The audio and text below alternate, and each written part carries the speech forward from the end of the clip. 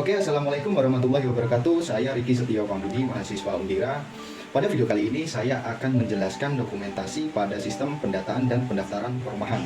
Sebelumnya terima kasih banyak kepada dosen pembimbing Budias Yuli Sageni, Eskom Mkom, yang mana telah memberikan saya kesempatan untuk mempresentasikan materi kali ini.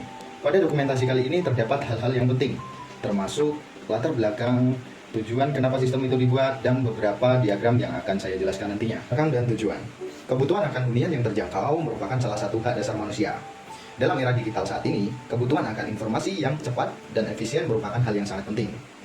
Banyak masyarakat yang membutuhkan akses informasi mengenai perumahan, baik yang subsidi maupun yang komersil. Namun, keterbatasan informasi ini akan menjadi kendala. Oleh karena itu, sistem pendaftaran dan pendataan perumahan bertujuan untuk memberikan informasi yang lengkap dan up-to-date tentunya mengenai berbagai pilihan perumahan. Use case diagram. Use case diagram merupakan gambaran hubungan interaksi antara sistem dan aktor. Pada sistem pendataan dan pendaftaran perumahan, terdapat 3 aktor utama, yaitu aktor admin, aktor developer, dan aktor user, di mana setiap aktor memiliki peran masing-masing. Oke, aktor admin. Sebelum melakukan use case yang lain, aktor admin diwajibkan untuk melakukan login terlebih dahulu, supaya use case yang lain bisa diakses. Use case create developer. Use case create developer mempunyai hubungan dengan use case change password. Oke. Setelah itu ada use case create perumahan yang berhubungan langsung dengan approve perumahan. Di mana ketika perumahan itu dibuat, ketika ingin publish ke sistem harus dilakukan use case approve perumahan. Setelah itu ada use case create data fasilitas. Dan ada use case view dashboard.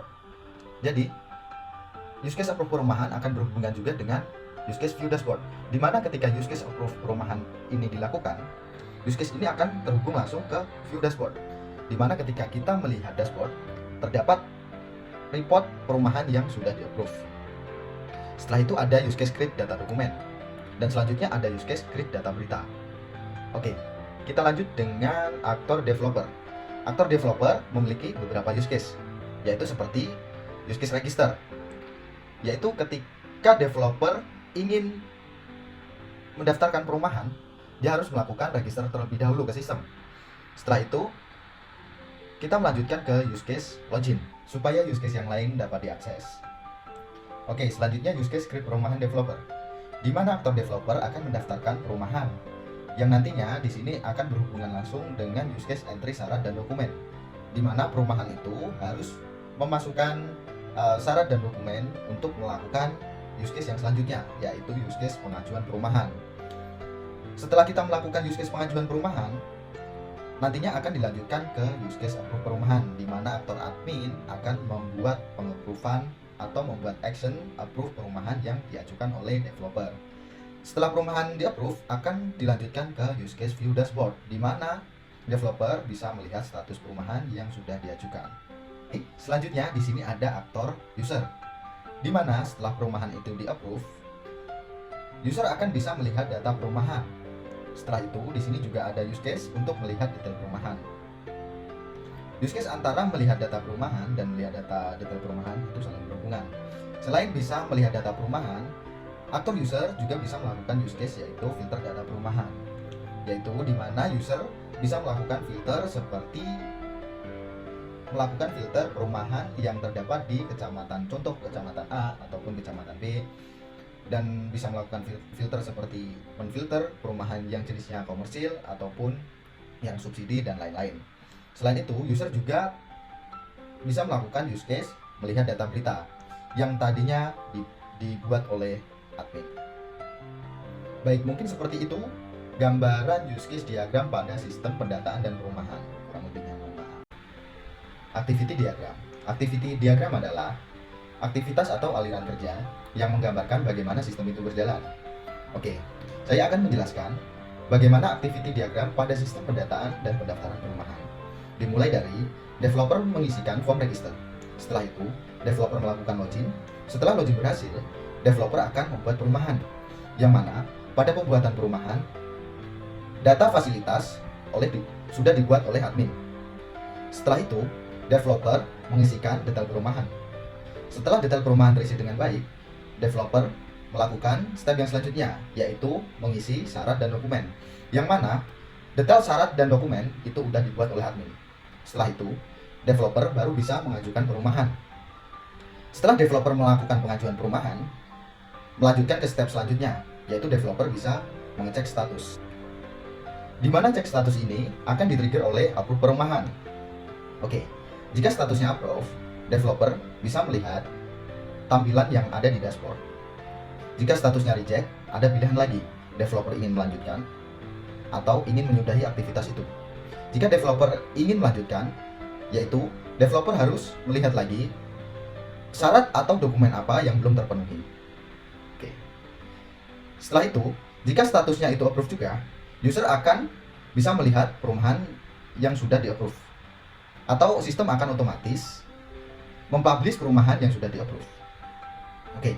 Selanjutnya, di admin ada activity yaitu pembuatan berita. Jika di sini ada kondisi.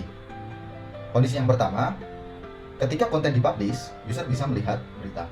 Ketika kondisinya tidak dipublish, admin bisa membuat berita baru atau menyudahi aktivitas. Sequence diagram. Sequence diagram adalah gambaran interaksi antar objek pada sebuah sistem. Oke, saya akan menjelaskan sequence diagram pada sistem pendataan dan pendaftaran perumahan, di mana dimulai dari developer melakukan register ke sistem.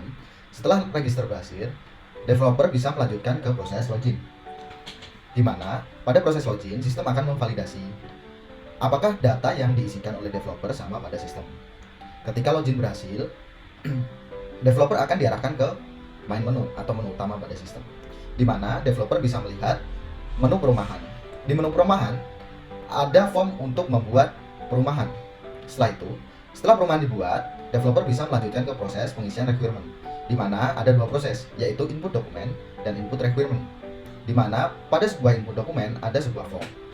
Setelah itu, developer bisa melakukan submit requirement, di mana nanti akan ada dua trigger, yaitu developer akan diarahkan ke cek status setelah submit requirement, dan action yang kedua, yaitu sistem akan mengirimkan kepada admin untuk melakukan cek requirement, yang dimana admin nanti akan melakukan pengecekan pada submit perumahan pada developer, apakah detail perumahan dan requirement-nya itu udah sesuai atau belum.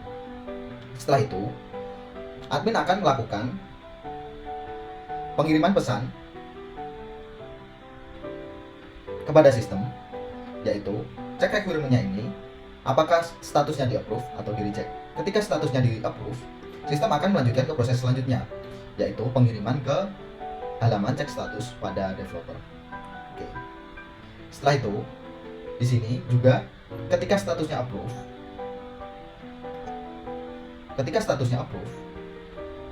bisa lihat di sini, yaitu perumahan akan bisa dipublish. Di mana ketika perumahan bisa dipublish, itu user bisa melihat detail perumahan yang ada pada portal web. Class diagram. Class diagram biasanya digambar untuk melakukan perancangan database.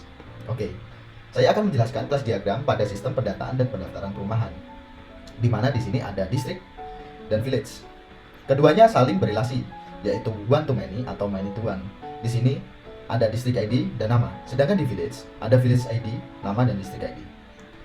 Setelah itu ada user, di mana user memiliki relasi ke perumahan, yaitu one to many atau many to one. Oke. Setelah itu ada aset.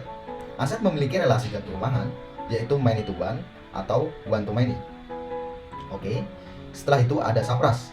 Sapras yaitu sarana prasarana, di mana dia memiliki relasi ke perumahan, yaitu many to one atau one to many. Oke. Setelah itu ada dokumen. Dokumen memiliki relasi ke perumahan, yaitu many to one atau one to many. Oke, dan di sini ada approve perum.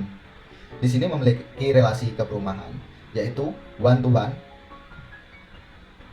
yang dimana approve perum ini adalah sebuah tabel untuk transaksi. Maka dari itu di approve perum cukup diisi dengan ID pada sebuah tabel yang diperlukan.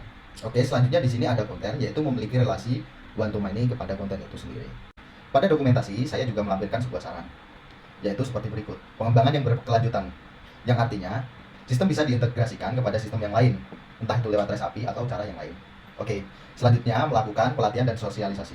Setelah sistem itu berjalan, User wajib melakukan pelatihan dan sosialisasi kepada user-user. Selanjutnya, peningkatan keamanan dengan cara pentest tahunan atau melakukan encrypt pada data-data yang penting. Dan di sini ada dukungan dan pemeliharaan, di mana tim harus selalu standby 24 jam ketika sistem itu sedang down atau apapun.